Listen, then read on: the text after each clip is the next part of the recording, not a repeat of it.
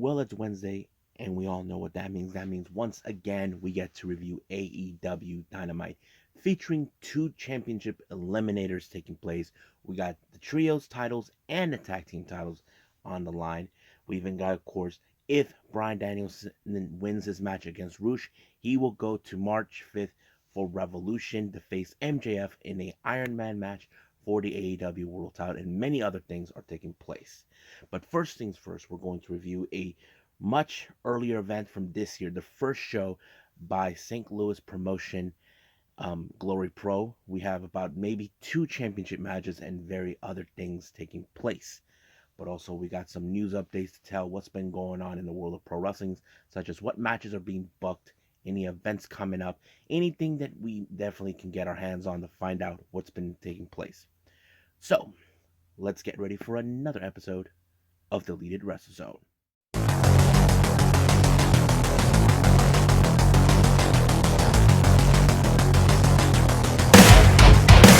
you ready? Get up, get up! Get up, get up! Get up, get up! Get up, get up! Get up, get up! Get up, get up!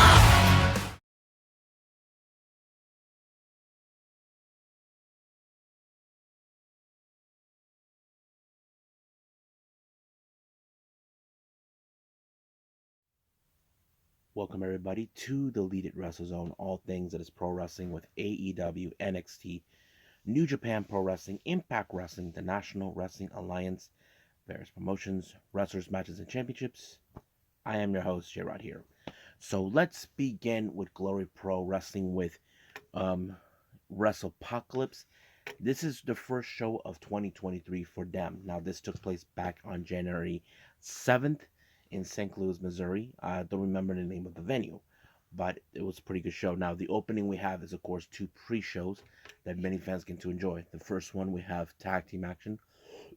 We got the premier, Campbell Myers and SK Bishop taking on Chris Hendricks and Mason St. Goods. I thought this match was pretty good because, what really stands out is the Premier. They're like that one team that think they're better than everyone else, but in reality, the teamwork between Hendricks and Goods paid off pretty well to show them what they can do. But it took only a roll up by Hendricks up to Myers to pick up the victory. Next up, for our second pre-show, we have Benjamin Trust versus Ezio Orlando. I don't know who this guy is, but this was a pretty good match, I have to say. Very impressive. But what I did like is how this match ended, where Benjamin Tull actually pulled off an ankle lock, forcing what's his name, Orlando, to tap out. So it's more like an angle, something that Kurt Angle would do, or Josh Alexander, whatever it, or possibly Davey Richards. So that kind of sets it in. Now, our main card, we jump in. We have Raheem De La Sway taking versus ATM versus Heather Reckless versus Nathan Price. So this is a four-way match. Basically, anything could happen. Now, much of this match, seems like Ethan Price was the one who was the fan favorite to win. However, Ethan Price had what's his name, ATM, dead right to win the match, but Raheem De La Suede actually took advantage and tossed Ethan Price out of the ring to take the win. He had that grin on his face, smiling, happy that he got away with the win, even though it wasn't his the one who finished off the ATM, but it happened. Next up, we got women's action. We got Angelina Love versus Blair Onyx. Now, this is one of those matches where it plays out a pretty good role, where we're gonna see who, in fact, in this one, if Angelina Love is afraid of spiders. But Blair Onyx, she's gonna do a little freaky thing, but it took only a pump kick by Angelina to put away Blair Onyx, so she basically stomped the spider, giving her the win. Next up, we got Rohit Raju taking on Moses the Deliverer. Now, Rohit Raju is still trying to prove that he is the best damn thing ever, but it was, of course, by Moses who applied a big roll up onto Rohit Raju and bam, and turned it into a bridge as much as possible to seal the deal for a pinfall. 1, 2, 3. He walked away as the victor. Next up, we have a very interesting but fun match. We have Dan the Dad versus Curryman. Now, those who aren't familiarized with Curryman, he is this Japanese wrestler. Now, you may have heard of him in sometimes in the 90s in Chikara before they shut down. Um, I thought it was a real fun match. I enjoyed it. Dan the Dad, who's playing the role, the father role, better than anybody. He wasn't having the shenanigans with, of course, with Curryman, but Curryman picked up an amazing win when he applied a torture rack slam onto him, picking up the win. And of course, he had a great promo saying how much he loves pro wrestling, this and that. So it was great. And it was really fun. Now our next match, this is the United Glory Tag Team titles. We have the Hustle and the Muscle, Xavier Walker team, and Karam, or as we know him in Impact, Shura, along with Rohit Raju, taking on Grindhouse, Anakin Murphy, and Davey Vega. Now, this is a good match because it showed, okay, we have Karam and Xavier Walker, two of the much bigger individuals, taking on the much smaller individuals. And I think that sets it all. But however, in this case, it was Karam, I think, wait a minute. It was, of course, a knockout by Walker to Murphy that sealed the deal. But however, something happened that I did not anticipate. Rohit Raju and Karam attacked Xavier Walker. So basically, it's more like they took advantage of him and attacked him so they can. Rohit Raju tried to get a piece of the tag team action, which is something he felt like gold that he deserves. So I don't know what Xavier Walker's going to do, but I'm sure he's going to get his little payback for what they've done by using him to get what they want. Now, our next match, we have Mike Outlaw along with Raheem De La Suede taking on Kenny Alonso. I thought this match was fantastic. You know, Mike Outlaw, who's a former um, Crown of Glory champion, looks more like he's trying to get back on the map. But however, I knew that this was going to end in his favor due to the fact that Raheem De La Suede gave Mike Outlaw some chain, some sort of chain to use like a brass knuckle onto Kenny Alonso to give up the win. And basically, once again, Raheem with that grin on his face, happy that he lost. Sooner or later, someone's going to have to kick his ass, and I'm sure that could happen. Now, our next match, we have Kylie Ray versus Tootie Lynn. I thought this match was pretty good because we got Kylie Ray, who is representing Chicago, while Tootie Lynn is representing St. Louis. I thought it was pretty good, but however, Kylie Ray was about to cross the line by doing things that she shouldn't be doing, but Tootie Lynn picked up an amazing win when she applied an armbar onto Kylie Ray, and she had no other choice but to win, to tap out. But however, as soon as the match was over, Tootie Lynn was attacked by Misa Kate. We don't know what's the extent of it or anything else, but it happened.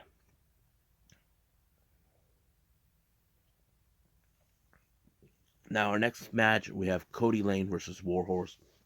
This was a tough match for both men. They both are eagerly wanted to win, but however, when the referee did not see anything, he low blowed Warhorse. Then Warhorse had enough, and he completely lost his composure by applying a chair onto him. And the ref saw it, disqualified him.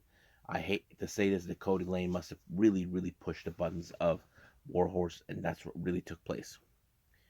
Now, our next match, we have the Crown of Glory Championship. Jake Something, who was a former champion, taking on the current champion, Cameron Jackson. I thought this was a very interesting, strong match because I look at Cameron Jackson, I feel like he's like a new version of, what's his name? Of Jonathan Gresham, but much, much cooler and different. But it played out pretty well. I wasn't sure it was all powerhouse in this type of match, but it took only a powerhouse, a big lariat by Cameron Jackson to put away Jake Something, and it was over right from there. I thought it was pretty cool. I enjoyed this match. Some of these matches were pretty good in this show. I think it was fun. I enjoyed it. So I think that's pretty much it. What we have for now, I believe. Let's turn to our last review, and I believe that is AEW Dynamite.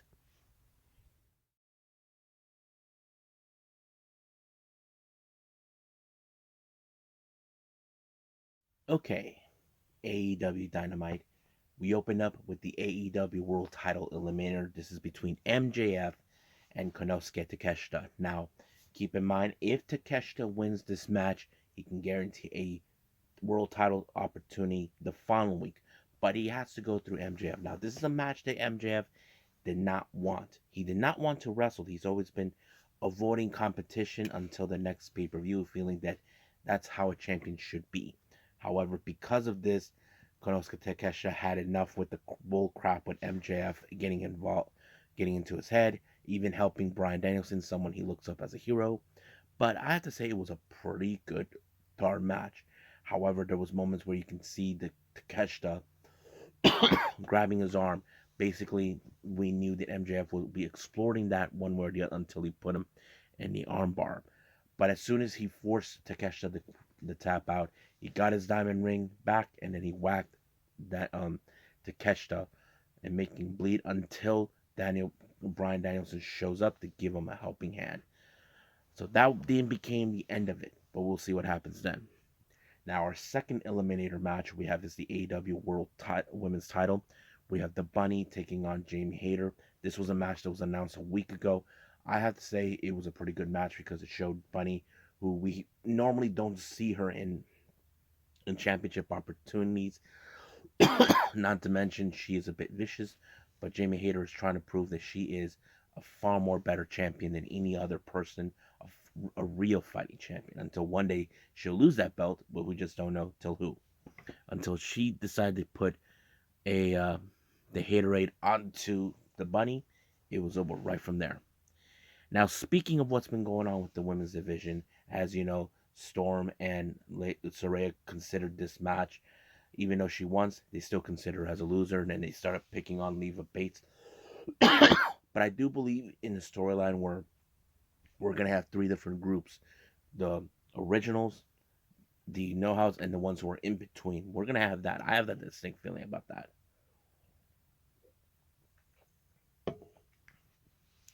Now, our next interview, we have MJF. He gave off this insane promo that he did talking about the time he was driving this car and all this and that.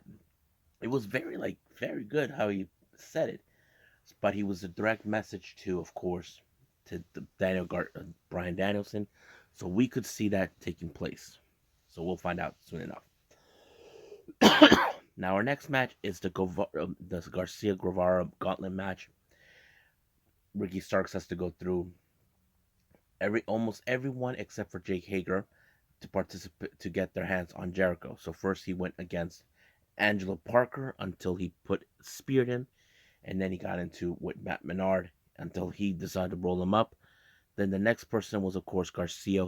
This was a very tough match for Ricky Starks until we thought he had everything under control until some fan gave him the elbow strike in the face. 1, 2, 3 is over.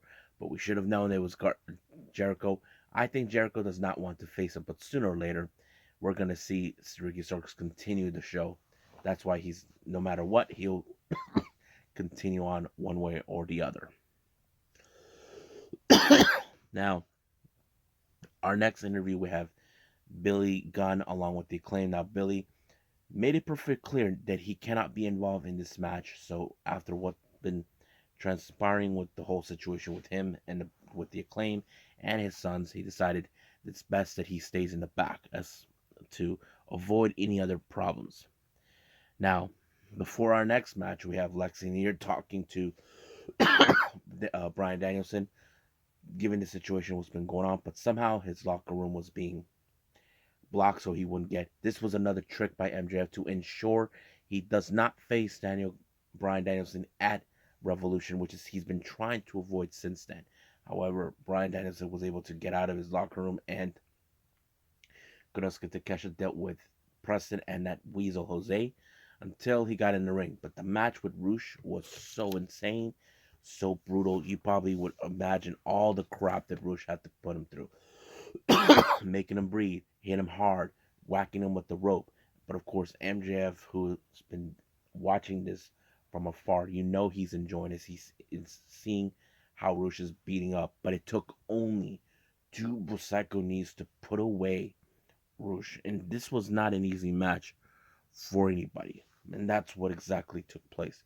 But as soon as the match was over, we saw that MJF cannot tolerate. He does not want Bryan Danielson to show up at Revolution. He wants him not to. He will do anything in his power to ensure. But this is not going to stop him, no matter what MJF thinks or does. Now, our next interview we have, of course, is the Impractical Jokers who decided to steal Jericho's bat. Floyd. I don't know what they're planning, but this is not good.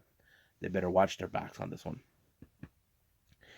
Now, our next match is the AEW World Trios titles between AR Fox and Top Flight Dante and Darius Martin, taking on the Elite, the Young Bucks, Matt and Nick, and of course Kenny Omega.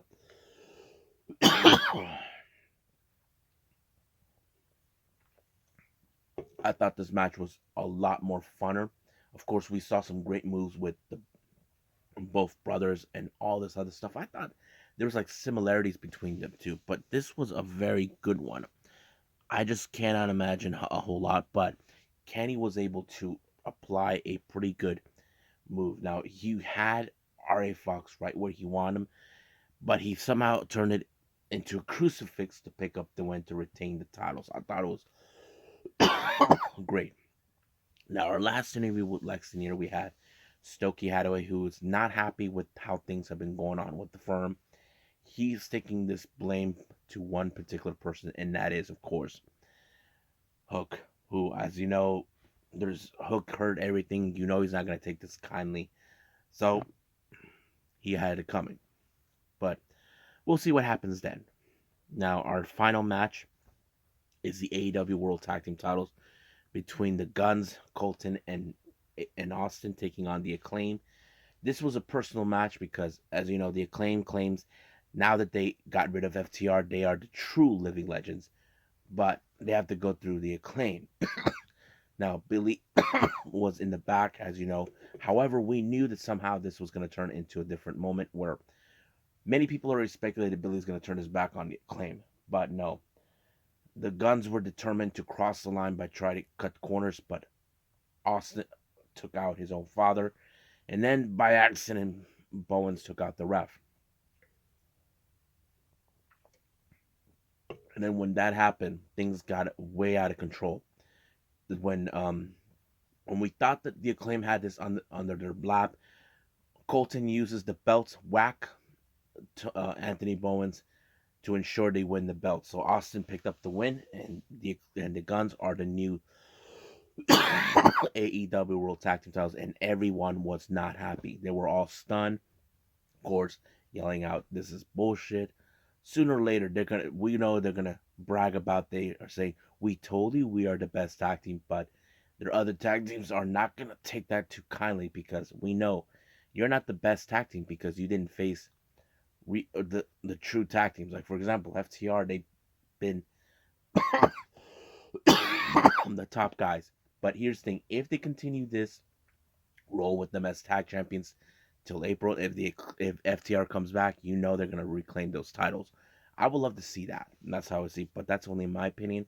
If that comes to light, but we'll see what happens in the upcoming weeks with the Guns and see what happens. I know some people have spoken about that this is a mistake to have them tag champions this soon, but we'll find out soon enough what happens then. So let's right now move on to news updates.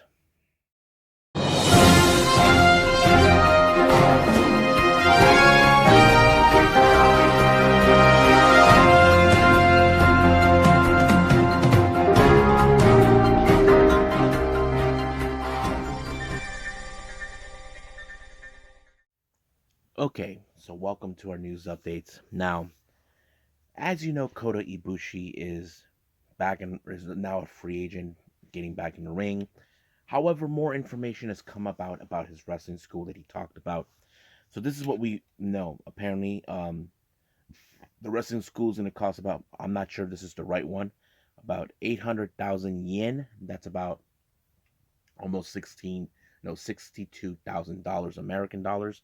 This only for 6 months. That includes room, meals, and tuition. Now, I'm not sure if that's like a good price if you're planning to learn from Kota Ibushi, but it seems like maybe he thought about this clearly. Now, like I said, I'm not sure if I got this whole price right, but hopefully that's the correct one. But we'll see what happens. Now, for all you Minoru Suzuki fans out there, any Suzuki fans out there in mostly in Canada or more specifically Vancouver, be ready. Minoru Suzuki will be making his first appearance with Nation Extreme Wrestling on the what was it? On the 29th, 4th of 24th of March. I'm looking forward to that. No match has been announced who he'll be facing, so stay cool with that. Now, for our upcoming event for Wrestling Revolver that will take place next month, DRIP, two things have been announced. There's going to be a no disqualification match and a trios match between all members of the Death Dolls versus JT Dunn, Tyler Matrix, and Logan James, the unit. And this is going to be one killer match. But also, first time ever this match is going to take place. We have Dirty Dangle. They'll be taking on everyone's favorite dad, Dan the Dad. Now, information has risen about Deonna Purrazzo. As you know, Deonna Purrazzo is currently working with Impact Wrestling. But, however, it's now been foretold that her contract will expire by the end of this year, and she will be a free agent starting January 1st, 2024. Now, don't ask me where she would go. I know some of you saying she probably would go to WWE since did not give her an opportunity. I would agree with you guys, but she has a lot of options to go to. So we'll just wait and see what it tells us. Now, for all you Sumire Natsu fans out there, you should know, if you guys are big fans of her, especially down in the UK, get ready. It's been announced that Sumire Natsu will be making her debut with Pro Wrestling Eve on the 8th of March. So this will be her first time, and she'll be bumping into an old friend of hers. You guys know her too well, Session Moth Martina. Those two were very tight when she was part of Oda Tai. Those two together, I wouldn't be surprised if they team up together to do some sort of somewhat of a new a reunion of their own version of Oda Tai. I don't know, but we'll see. Now, title match has been announced for the upcoming West Coast Pro event, West Coast Best Coast, on the 4th of March. It's going to be the West Coast Pros Championship in a TLC match between champion Titus Alexander versus Nick Wayne. Now, we have for our WrestleMania week, Impact Wrestling in New Japan will have the multiverse matches. We already announced 3 of them has been announced. Will Ospreay will be taking on Mike Bailey. Kushida will be facing off against Josh Alexander. That's going to be good. And then finally, Moose versus Jeff Cobb. That's going to be one heck of a match to watch. So I'm looking forward to that. Now, as you know, this Saturday we have the return of the J Cup by Jersey Championship Wrestling. Well, it looks like they have something in mind. Whoever wins is going to get the first ever JCW Championship that will be debuted this Saturday. I wasn't sure if that was the plan, but looks like it is. GCW made an announcement. I can't wait to see who will win the first. Now, for you Stardom fans out there, especially if you're either fans of the Cosmic Angels or Club Venus, we have a very interesting match that I did not know this is going to be. I don't know how this is going to turn out. We're going to have Mina Shirakawa and Mariah Mai teaming up with Natsupoi. Now, this is the first time in almost a couple of months since last year when Natsupoi and Tam Mina have teamed up. I don't know how that was, but their opponents are the members of Stars, consistent of Koguma, Hanan, and Momokogo. So we'll see how those 3 will coexist, because if you guys remember, Mariah Mai is not a member of the Cosmic Angels, but Mina still is. Now, last year we talked about the Gatoh Move's latest event, Arena Shinkiba. Now, we haven't heard anything back. We don't know when they're going to be releasing on video. It looks like this Friday and this Friday on U.S. time, Saturday local time in Japan. They're going to release it on YouTube, and it's free to watch. I'm looking forward to it because there were certain matches I was ready to see. Now, speaking of that, as you know, the Baka Gaijin Friends and Volume 3 that will be taking place on the 7th of March has announced for their matches that will be taking place. Now, keep in mind, this is free on YouTube as well at the Gatoh Move YouTube channel. So this is the matches they announced. We have the Brahmin brothers, Kai, Kai and Ju, taking on Drew Parker and Deathworm. That's going to be one fun match. We're going to have Chris Brooks versus Mayuhiki. I can't wait to see that. And then we have tag team action. We got Masahiro Takanashi and Mei Shiruga taking on Maho and Shiko Shikawa. And then finally we have Landre Muto doing some sort of performance. So I'm looking forward to that. Our final update, Prestige Wrestling has announced for their Nervous Breakdown event on the 31st. 3 people from the LA Dojo will be making their appearance. We have Clark Connors, Kevin Knight, and Yuya Uemura. So I'm so excited to see those 3. I'm not sure if they're going to be teaming up in a trios match, but if they are, that's going to be one fun match. I think that's pretty much it what we have for our news updates. I believe it's time to call it a day. Well, I hope everybody enjoys this episode. Coming up, we got Impact Wrestling and MLW. I don't know if I'll be throwing another show in, but right now I'm still working on the upcoming Unagi Sayaka watch to keep updates what's been going on with her and some GCW updates for everyone. So I'll be keeping that as a prize for everybody for now. But right now, this is what I have for everything. So for now, I'll see you guys in the next DWZ time. Same DWZ channel. I must bid all of you adieu. So, goodbye. Mwah. And have a nice day. Bang.